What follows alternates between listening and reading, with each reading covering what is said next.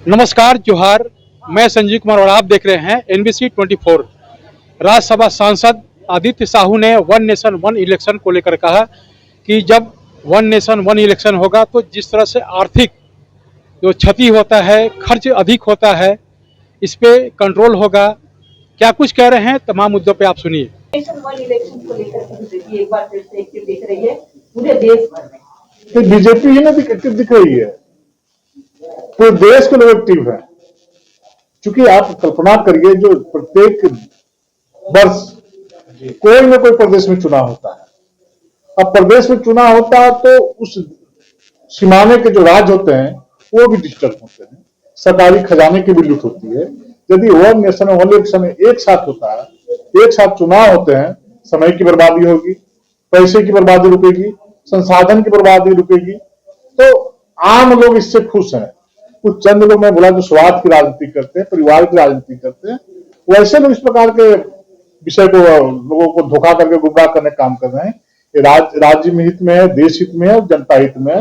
One nation one election. अब हम ही लोग, जैसे मान लीजिए बगल के राज्य में उड़ीसा में चुनाव होता है, तो झारखंड में चुनाव होता है, तो उड़ीसा के लोग झारखंड आते हैं, झारखंड के लोग उड़ीसा जाते हैं, यूपी जाते हैं, यूपी के लोग हमारे यहाँ आते हैं। जो अगल बगल के राज्य, बंगाल के लोग यहाँ आते हैं, बंगाल में लोग यहाँ के जाते हैं, यहाँ के लोग छत्तीसगढ़ जाते हैं, छत्तीसगढ़ लोग यहाँ पर आते हैं।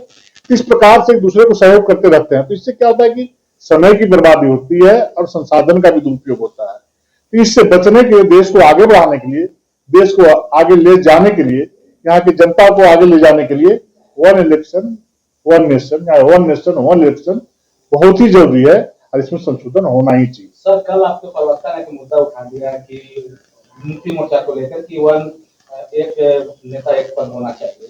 आज मुक्ति मोर्चा के लोग कह रहे हैं कि भाजपा में ही ऐसे नेता हैं जो कई पद को होल्ड किए हुए हैं। आपके प्रदेश अध्यक्ष का उदाहरण दे रहे हैं। प्रदेश अध्यक्ष तो अभी हाल ही में नेता प्रतिपक्ष के रूप में घोषित हुए हैं। बहुत जल्दी नए प्रदेश अध्यक्ष आपको मिलेंगे।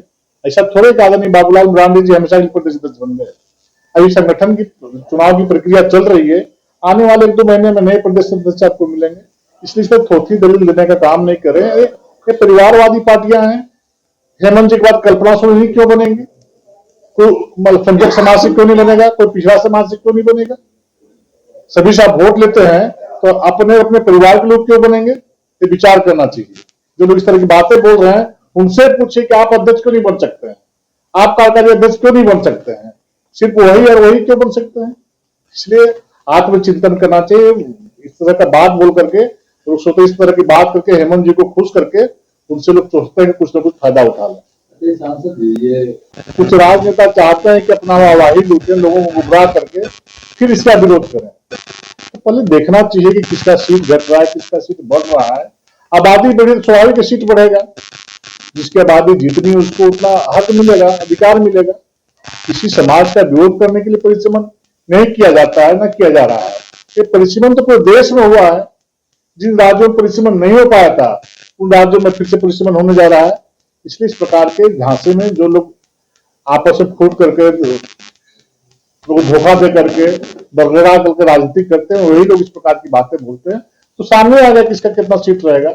अभी परिसीमन हुआ नहीं है और उससे पहले ही लोग गुमराह करना शुरू कर दिए। सर, आप लोग लोकसभा राज्यसभा से राष्ट्रपति से भी अनुमति मिल गई है वक्फ बोर्ड में संशोधन का, लेकिन राज्य के जो पॉलिटिकल दल है आपके लोग कह रहे हैं कि इस बात में लागू नहीं होने देंगे। चूंकि गरीब विरोधी लोग, चूंकि जो गरीब मुसलमान है इस राज्य में, उनको ये लोग नहीं चाहते कि उनको हक अधिकार उनका मिले। वो तो वक्फ बोर्ड में प्रावधान किया गया था, जो चंद लोगों के हाथों में वक्फ बोर्ड खेल रहा था, माफियाओं का, पूंजीपतियों का, बड़े बड़े लोगों का।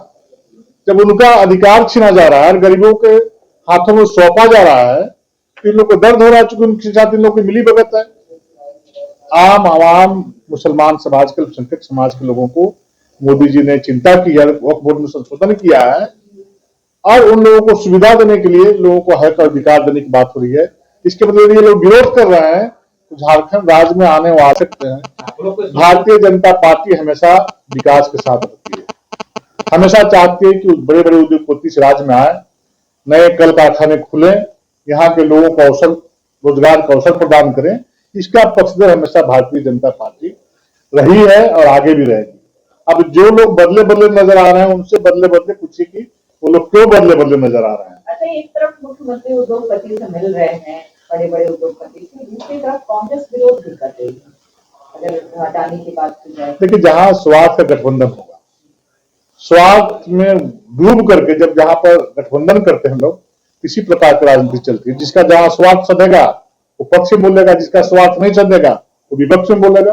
और जेएमएम कांग्रेस इसी चक्कर का गठबंधन है, और कांग्रेस को तो अगर हेमंत सोरेन लात भी मारेंगे तो भी कांग्रेस उससे चिपके ही रहेगा, भागेगा नहीं, क्योंकि जानती है कांग्रेस पार्टी के हम अलग होकर के 5 सीट में भी हम जीत नहीं सकते। कि वन नेशन वन इलेक्शन के बाद इन्होंने कहा कि वक्फ बोर्ड को लेकर के भी जिस तरह से राज्य सरकार ने कहा कि मैं झारखंड में लागू नहीं होने दूंगा, इस पे भी बहुत सारे बातें कही। इसके साथ साथ परिसीमन को लेकर भी इन्होंने स्पष्ट शब्दों में कहा है कि अभी लागू नहीं हुआ है, लागू होगा तब चर्चा किया जाएगा। चलते हैं दूसरी खबरों की तरफ, तब तक के लिए मुझे दीजिए इजाजत, धन्यवाद।